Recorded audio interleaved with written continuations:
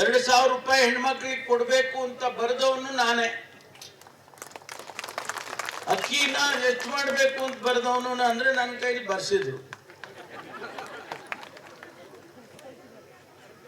ಆ ಬರೆಯುವಾಗ ನನಗೆ ಕಲ್ಪನೆ ಇಲ್ವಾ, ಈ 2,000 ರೂಪಾಯಿ ಹೆಣ್ಮಕ್ಳಿಗೆ ಗ್ರಾಮೀಣ ಭಾಗದಲ್ಲಿ ವಿಶೇಷವಾಗಿ ಪ್ಯಾಟರ್ನಲ್ಲಿ ಬಿಡಿ, ಹೆಣ್ಮಕ್ಳು 2,000 ರೂಪಾಯಿ ತಗೊಂಡೋಗಿ ಅದೇನೋ ವ್ಯಾಪಾರ ಮಾಡ್ಕೊಂಡ್ ಬರ್ತಾರೆ. ಆದ್ರೆ ಹಳ್ಳಿಯಲ್ಲಿ ಒಬ್ಬ ಕೂಲಿ ಮಾಡುವ ಹೆಣ್ಮಗಳಿಗೆ, ಮಹಿಳೆಗೆ ಆ 2,000 ರೂಪಾಯಿ ಸಹಾಯ ಆಗ್ತದೆ ಇಲ್ವಾ? ನಾನು ಎಷ್ಟೋ ಉದಾಹರಣೆಗಳನ್ನ ಕೊಡ್ಬೋದು. ಒಂದು ತಾಯಿ ಆ 24,000 ರೂಪಾಯಿ ಕೂಡಿಟ್ಟು ಮಗಳಿಗೆ ಕಂಪ್ಯೂಟರ್ಸ್ ಕೊಡಿಸಿದ್ದಾರೆ. ನೀನು ಓದಮ್ಮ ಚೆನ್ನಾಗಿ. ನಾನಂತೂ ಓದ್ಲಿಲ್ಲ, ನನಗೆ ಶಿಕ್ಷಣ ಸಿಗಲಿಲ್ಲ. ನೀನ್ ಇಂಜಿನಿಯರ್ ಆಗು, ಡಾಕ್ಟರ್ ಆಗು, ತಗೋ ಈ ಹಣ ಕೊಟ್ಟಿದ್ದೀನಿ ಅಂತ ಹೇಳಿ ಆ 24,000 ರೂಪಾಯಿ ಕೂಡಿಟ್ಟು ಕಂಪ್ಯೂಟರ್ ಕೊಡಿಸಿದ್ದಾರೆ. ಇಂಥ ನೂರಾರು ಉದಾಹರಣೆಯನ್ನ ಕೊಡಬಲ್ಲೆ ನಾನು. ಎಲ್ಲರೂ ತಗೊಂಡೋಗಿ ಆ ದುಡ್ಡು ತಗೊಂಡೋಗಿ ಒಡವೆ ತಗೊಳ್ತಾರೆ, ಸೀರೆ ತಗೊಳ್ತಾರೆ ಅಂತ ಅನ್ಕೋಬೇಡಿ ನೀವು. ಉಪಯುಕ್ತವಾದಂತ ಉಪಯೋಗವನ್ನ ಅವರು ಮಾಡಿರ್ತಾರೆ. ಹಾಗಾಗಿ ಇವತ್ತು ಆ ಕಾರ್ಯಕ್ರಮಗಳು ನಾವು ಕೊಡ್ಬೇಕಾದ್ರೆ, ಪರಿಶಿಷ್ಟ ಜಾತಿ ಮತ್ತು ಜನಾಂಗದವರಿಗೆ, ಹಿಂದುಳಿದವರಿಗೆ ಸ್ಕಾಲರ್ಶಿಪ್ ಕೊಡ್ಬೇಕಾದ್ರೆ, ಅಥವಾ ಅವರಿಗೆ ಗ್ರಾಮೀಣ ಭಾಗದಲ್ಲಿ ಒಂದಿಷ್ಟು ಜಮೀನು, 2 ಎಕರೆ ಜಮೀನನ್ನ ಕೊಡೋದಕ್ಕೆ ಅವಕಾಶ ಮಾಡಿಕೊಡ್ಬೇಕಾದ್ರೆ, ಅವರಿಗೆ ಆ ಸಾವಿರಾರು ವರ್ಷಗಳಿಂದ ಬಂದಿರತಕ್ಕಂತ ಶೋಷಣೆ ಅದು ಹೋಗಬೇಕು ಅಂತೇಳಿ ಈ ಕಾರ್ಯಕ್ರಮಗಳನ್ನು ನಮ್ಮ ಸರ್ಕಾರ ಕೊಟ್ಟಿದೆ. ನಾನು ಒಂದೇ ಪ್ರಶ್ನೆ ಕೇಳ್ತೀನಿ, ಯಾರು ಇದನ್ನ ಟೀಕೆ ಮಾಡ್ತಾರೆ, ಯಾರು ಈ ಕಾರ್ಯಕ್ರಮಗಳನ್ನು ಒಪ್ಪೋದಿಲ್ಲ, ಅವ್ರಿಗೆ ಒಂದು ಪ್ರಶ್ನೆ, ಈ ಜನ ಏನಾಗ್ಬೇಕು? ಆಯ್ತಪ್ಪ, ನಾವು ಕೊಡೋದಿಲ್ಲ, ನಾಳೆ ನಿಲ್ಲಿಸ್ಬಿಡೋಣ. ಈ 58,000 ಕೋಟಿ ರೂಪಾಯಿ ವರ್ಷಕ್ಕೆ ನಾವು ಏನ್ ಕೊಡ್ತಾ ಇದ್ದೀವಿ, ನಾಳೆ ನಿಲ್ಲಿಸ್ತೇವೆ. ಆದ್ರೆ ನೀವು ರಸ್ತೆ ಮಾಡೋದ್ರಿಂದ, ಚರಂಡಿ ಮಾಡೋದ್ರಿಂದ, ಅಥವಾ ಇನ್ನೇನೋ ಕಾರ್ಯಕ್ರಮ ಮಾಡೋದ್ರಿಂದ ಆ ಬಡವರ ಜೀವನ ಏನಾಗ್ತದ್ರಿ? ಉದ್ಧಾರ ಆಗ್ತದ? ಹಂಗಂತೇಳಿ ನಾವು ರಸ್ತೆ ಮಾಡೋದು ನಿಲ್ಸಿದೀವ, ಮನೆಗಳು ಕಟ್ಟೋದು ನಿಲ್ಸಿದೀವ, ಬೇರೆ ಬೇರೆ ಕಾರ್ಯಕ್ರಮಗಳು, ನೀರಾವರಿ ಕಾರ್ಯಕ್ರಮಗಳನ್ನು ನಿಲ್ಸಿದೀವ? ನಾವು ನಿಲ್ಸಿಲ್ಲ. ಒಂದಿಷ್ಟು ನಿಧಾನ ಆಗಿರ್ಬೋದು, ಒಪ್ಕೊಳ್ತೇನೆ ನಾವು. ಆದ್ರೆ ಬಹಳ ಮುಖ್ಯವಾಗಿ ಮನುಷ್ಯನ ಜೀವನ, ಸಾವಿರಾರು ವರ್ಷದ ಶೋಷಣೆ ಅದು ಮುಂದುವರಿಬಾರದು ಅನ್ನೋದೇ ನಮ್ಮೆಲ್ಲರ ಉದ್ದೇಶ ಅನ್ನುವಂತ ಮಾತನ್ನು ಇವತ್ತು ನಾನು ಹೇಳ್ತೇನೆ. ಬಂಜಾರ ಸಮುದಾಯ ನನಗನ್ಸುತ್ತೆ ಪಾಕಿಸ್ತಾನದಿಂದ ಬಂದವರು. ಪಾಕಿಸ್ತಾನ, ರಾಜಸ್ಥಾನ, ಗುಜರಾತು, ತಳಿಯಪ್ಪ ಮಹಾರಾಷ್ಟ್ರ, ಆಮೇಲೆ ಫಸ್ಟ್ ಪಾಕಿಸ್ತಾನ, ಅಫ್ಘಾನಿಸ್ತಾನದಿಂದ ಗುಜರಾತು, ರಾಜಸ್ಥಾನ, ಆಮೇಲೆ ಮಹಾರಾಷ್ಟ್ರ, ಆಮೇಲೆ ಕರ್ನಾಟಕ, ಆಂಧ್ರ ಪ್ರದೇಶ ಎಲ್ಲ ಹಿಂಗೆ. ನೀವಲ್ರಿ, ನೀನ್ ಎಲ್ಲಿ ಬರಕೋತೀವಿ? ನೀನ್ ಇಲ್ಲೇ ಊಟ ಬೆಳೆದವ್. ನೀವು ಯಾರು? ನಿಮ್ಮ ಅಜ್ಜ, ನಿಮ್ ತಾತ, ನಿಮ್ ಮುತ್ತಾತ ಬಂದ್ರು.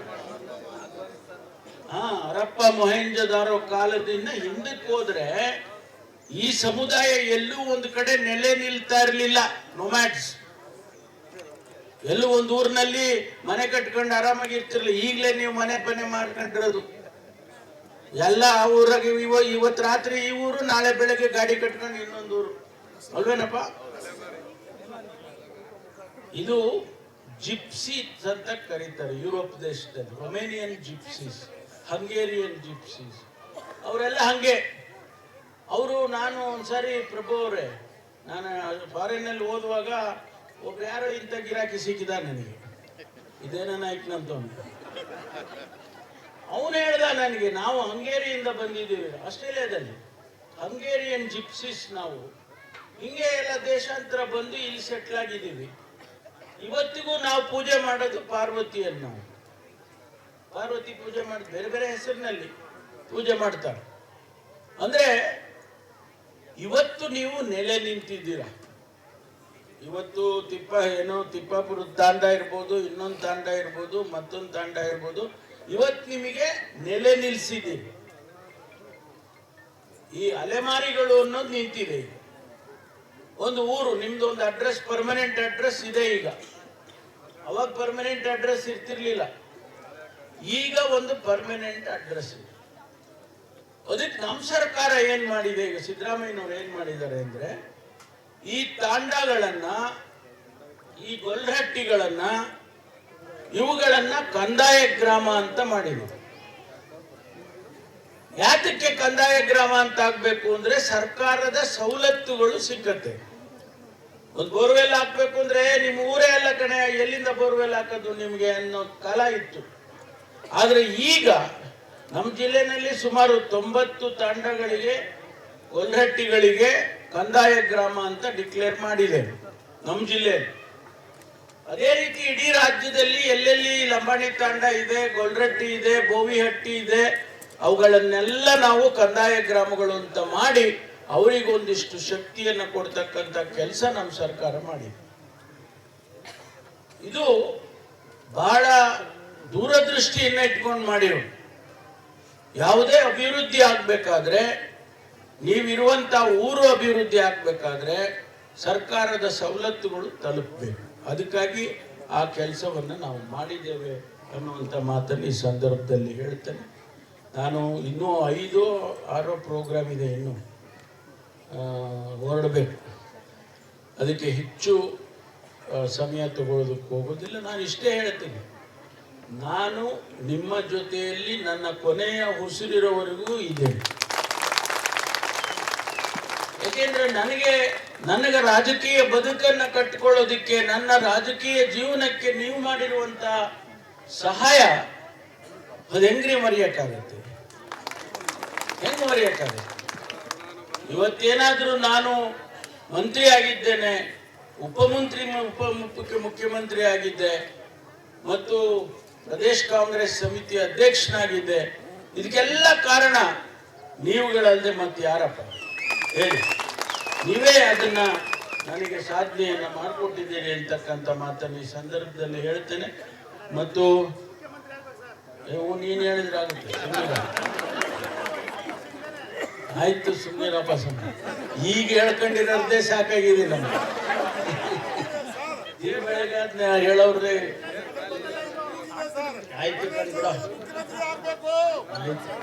ನೀನ್ ಹೇಳಿದ್ರೆ ಆಗುತ್ತೆ ಬಿಡ. ಸಂತೋಷ.